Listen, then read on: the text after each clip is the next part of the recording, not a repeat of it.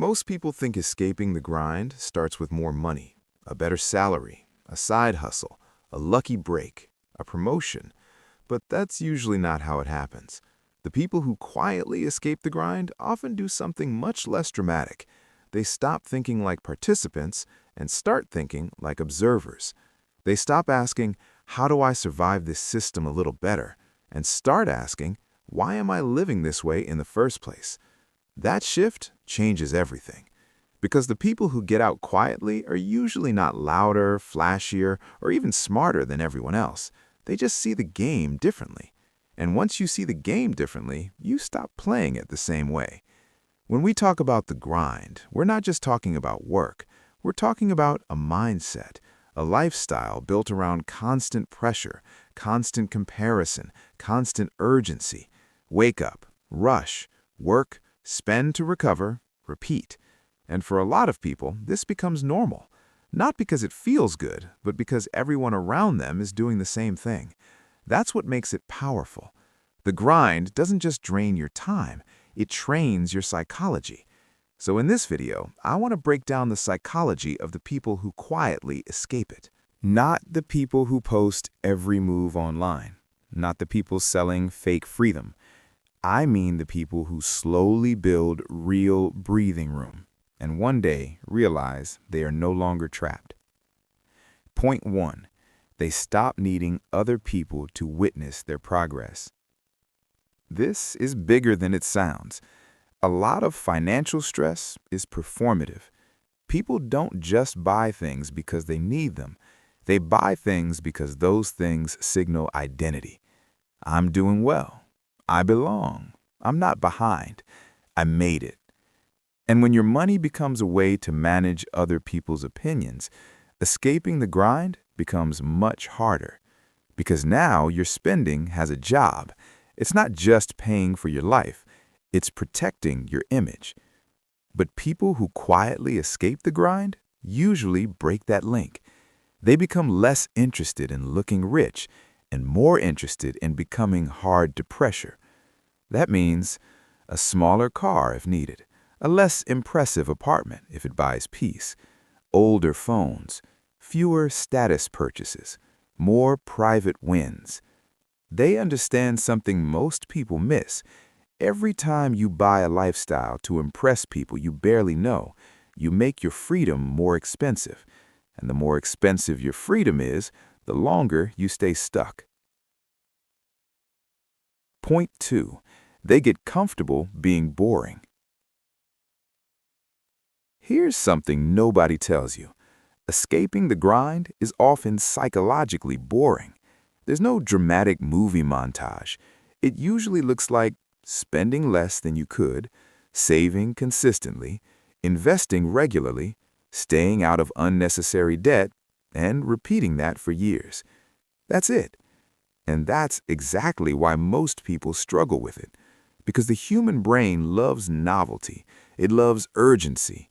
It loves visible rewards. Quiet progress feels invisible. You don't get applause for automating your savings. You don't get compliments for ignoring lifestyle inflation. Nobody claps because you said no to a bigger car payment.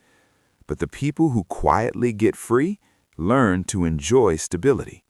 They stop chasing emotional spikes and start building systems. Instead of asking, what feels exciting right now, they ask, what reduces pressure later? That is a completely different psychology. And honestly, it's one of the biggest separators between people who stay trapped and people who slowly create options. Point 3. They start caring more about control than income. A lot of people assume the way out is simply earning more. And yes, income matters, but income without control often just creates a more expensive trap. You can earn more and still feel broke. You can earn more and still fear your next bill. You can earn more and still hate Monday morning. Why? Because what many people actually want is not just money, it's control. Control over time, control over decisions, control over stress, control over who they depend on. The people who escape quietly understand this early. So instead of using every raise to upgrade their lifestyle, they often use it to buy back control. They build emergency funds. They reduce fixed expenses. They get rid of high-interest debt. They invest. They create room. Because room changes your psychology. When you have no room, every inconvenience feels like a crisis. When you have room, you think more clearly. And once you think more clearly, you make better long-term decisions. Point 4. They stop confusing busy with important. One reason people stay in the grind is because busy feels productive. Answering emails feels productive. Attending meetings feels productive. Running around all day feels productive. But a lot of busyness is just financial smoke. You feel active without actually moving closer to freedom. People who quietly escape the grind get very selective. They don't try to do everything. They focus on a few things that actually matter. Usually some version of this. Increase income carefully. Keep fixed costs low. Save aggressively when possible. Invest consistently. Protect energy. Avoid dumb debt. Stay in the game long enough for compounding to work. That sounds simple because it is simple, but simple is not the same as easy. It takes psychological maturity to choose what matters and ignore what doesn't, especially in a world constantly trying to distract you. Point 5. They become less reactive. Another trait of people who quietly escape the grind, they become less reactive. Most trapped people live in reaction mode. A bad day at work, spend money. Stress, buy convenience. Bored, scroll and compare. See someone else upgrading, upgrade too. Hear a scary headline, panic. That kind of life is expensive, emotionally and financially. The people who slowly get free are not emotionless. They're just less governed by impulse. They pause more. They don't let every feeling turn into a financial decision. They know that one of the fastest ways to stay broke is to make money choices in order to regulate emotion. This is why self-awareness matters so much. Sometimes the thing you call treating yourself is actually stress relief. Sometimes the thing you call motivation is actually insecurity. Sometimes the thing you call networking is actually comparison. The more honest you become with yourself, the harder it is for the grind to manipulate you. Point 6. They stop waiting for a perfect exit. A lot of people imagine escape as one big event, one huge investment, one business breakthrough, one perfect job, one viral idea, one lucky moment. But most quiet exits are built through smaller moves, not glamorous moves, useful moves. Building 6 months of expenses, learning one valuable skill, negotiating a higher salary, moving somewhere cheaper, paying off one debt, investing every month, creating one extra stream of income, not upgrading every time life improves. The people who escape quietly are usually not addicted to dramatic reinvention. They're committed to steady separation. Little by little, they make themselves less dependent on a system that used to control them. And because it happens gradually, other people often don't even notice, until one day they do. Point 7. They redefine what a good life looks like. This might be the deepest shift of all.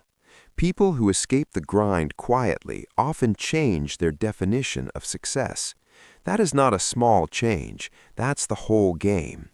If success means always wanting more, always upgrading, always proving yourself, always staying visible, then the grind never really ends.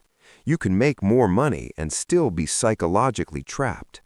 But if success becomes peace, margin, freedom, low stress, ownership of your time, and enough money to live without panic, then your decisions start changing. Now a smaller life may actually be a richer life. Now less can become strategic. Now silence can feel stronger than status. Now freedom stops being a fantasy and starts becoming a design choice. So what is the psychology of people who quietly escape the grind? It's not that they hate work.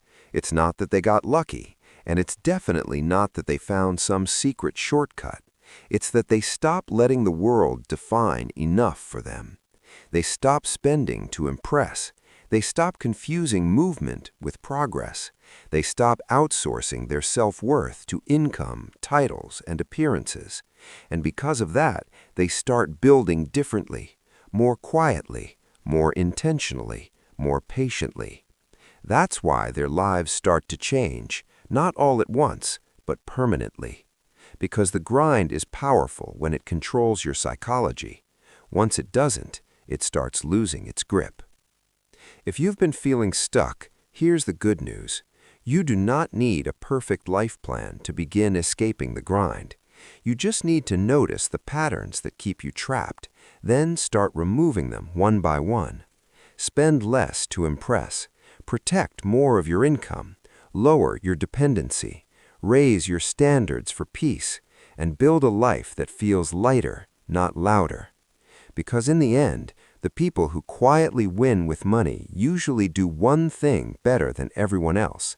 They learn how to want less of what keeps other people stuck. If you enjoyed this video, subscribe to Ken Talks Money for more simple, honest conversations about money, psychology, and building real financial freedom. And if this video spoke to you, comment below. What do you think keeps most people trapped in the grind?